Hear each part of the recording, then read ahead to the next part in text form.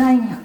Serta salawat serta salam tidak lupa kami haturkan kepada Baginda besar Muhammad Sallallahu Alaihi Wasallam yang senantiasa kami tunggu syafaatnya kelak.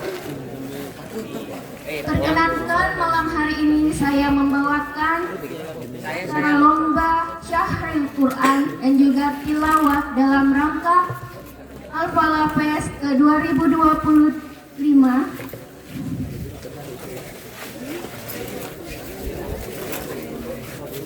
Baik, untuk mempersingkat waktu, kami akan memulai lomba Syahrul Quran dengan penampil yang pertama dari kelompok 5 putra. Kelompok 5 putra yang diwakili oleh Rahmat Baharudin dan Rahmat Fajar, lalu Rahmatullah Sufi. Semoga dengan rahmat ini kita dapat rahmat yang benar juga dari bintik hujan yang menyertai kita. Amin ya rabbal alamin. Baik, silakan pada penampil. Kami persilakan.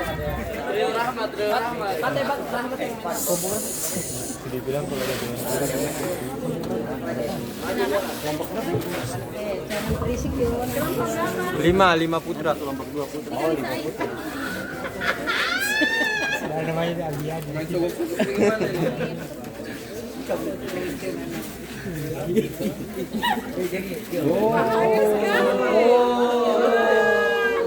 Ada apa? Oh, Abiriadi tuh. Assalamualaikum warahmatullahi wabarakatuh. Alhamdulillahilladzi khalaqal insana fi ahsani taqwim walladzi hadana fi thoriqil qawim wa faddahana fi dinihil mustaqim. Tsumma sholatu wassalamu ala sayyidina Muhammadin wa ala alihi wa sahbihi watli fadli jasim. Amma ba'd. Dewan Hakim yang arif dan bijaksana, hadirin sebangsa dan setanah air yang kami banggakan. Utut Husnia, seorang pakar sosial psikologi, dalam bukunya Pengaruh Identitas Etnis dan Golongan, beliau mengatakan identitas agama merupakan hal yang sangat sentral bagi seluruh masyarakat Indonesia dibandingkan identitas ras, suku, dan nasionalisme, karena identitas agama mampu memenuhi kebutuhan psikologis individu terkait identitas diri, harga diri, maupun kualitas diri. Di satu sisi hadirin, kita patut berbangga karena identitas agama menjadi identitas utama bagi warga negara Indonesia. Namun hadirin, di sisi yang lain, identitas agama juga dapat memecah belah persatuan, terbukti oleh intoleransi umat beragama sampai pelanggaran tempat umat beribadah beragama. Masih ingatkah kita hadirin peristiwa pembakaran masjid di Tolikara, Papua?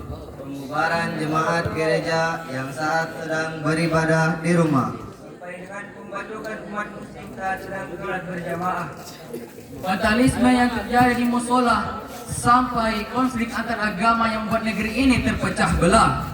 Yang katanya agama toleran, Katanya yang mengutamakan keberagaman, Tapi nyatanya pencuri persatuan. Betul hadirin. Betul. Lalu bagaimana konsep Al-Quran dalam menghadapi persoalan tersebut?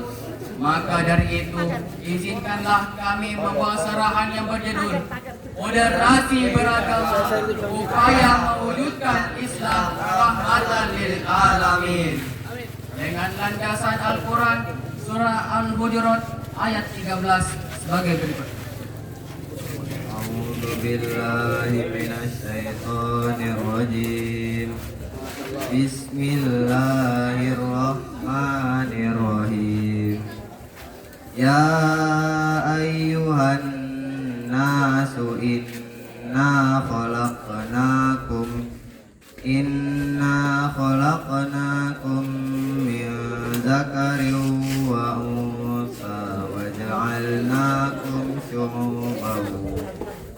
وجعلناكم شعوبا وقبائل لتعارفوا إن أكرمكم عند الله أتقاكم إن الله عليم خبير. Aku berlindung kepada Allah dari godaan syaitan yang terkutuk dengan menyebut asma Allah yang maha pengasih lagi maha penyayang.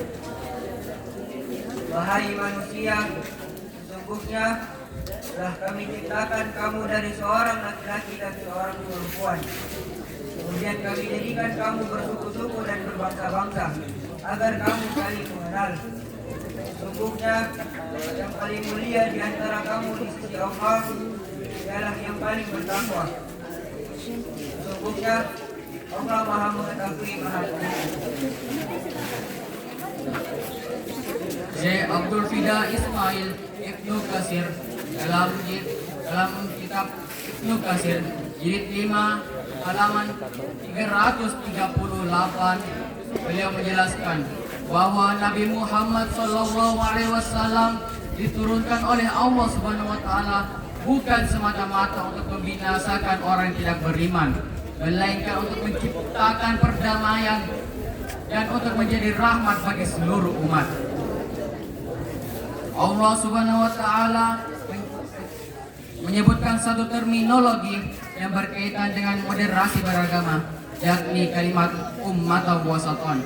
Hal ini seirama dengan syair karya Kiai Haji Abdul Wahab Hasbullah yang berbunyi Yalal waton, yalal waton, yalal waton, hubul waton minal iman, wala takun minal iman, idharu alal waton.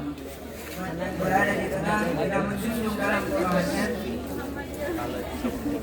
Tidak hanyut dalam materi, tapi majukan aspek rohani dan jasmani, sehingga terjadilah Islam yang rahmatan lil alamin. Timbullah pertanyaan, mengapa Islam yang penuh dengan nilai malah dekat dengan yang namanya ekstremis? Jawabannya, karena sebagian umat muslim ada yang berlebih-lebihan atau dalam istilah agama disebut al-gubul. Dewan Hakim yang mulia, hadirin yang berbahagia. Menurut Profesor Dr. Quraish Shihab, ada 3 cara agar moderasi beragama terlaksana. Yang pertama, adanya pengetahuan dalam diri kita. yang kedua mampu mengontrol emosi dan nafsu belaka, dan yang ketiga memiliki kehati-hatian dalam beragama. Demikian pula jika akhir-akhir ini masih ditemukannya aksi-aksi terorisme, radikalisme yang katanya dilakukan oleh orang Islam, sekali lagi kami katakan ini bukan ajaran agama Islam, tapi ini hanya merusak ajaran agama Islam. Islam mempersilahkan umat Kristiani untuk sampai tingkat Isa Al-Masih. Islam mempersilahkan umat Hindu untuk mengamalkan ajaran Veda Vendator. Islam juga mempersilahkan umat Buddha untuk mengajarkan ajaran DMA Siddhar Gautama. Bagiku agamaku dan bagimu agamamu. Demikian hadirin, dapat kita ambil kesimpulan bahwa moderasi beragama merupakan sunnatullah yang diberikan Allah Subhanahu wa taala kepada kita. Oleh karena itu, yang harus kita lakukan adalah saling menghargai, saling menghormati, bahkan saling mencintai. Untuk sampailah kita ke semboyan Bhinneka Tunggal Ika. United we stand, divided we fall. Unidos estamos, divididos caemos. Uniti resistiamo, divisi Bersatu kita teguh, bercerai kita runtuh. Cukup sekian kami. Terima kasih. Sampai jumpa. Wassalamualaikum warahmatullahi wabarakatuh.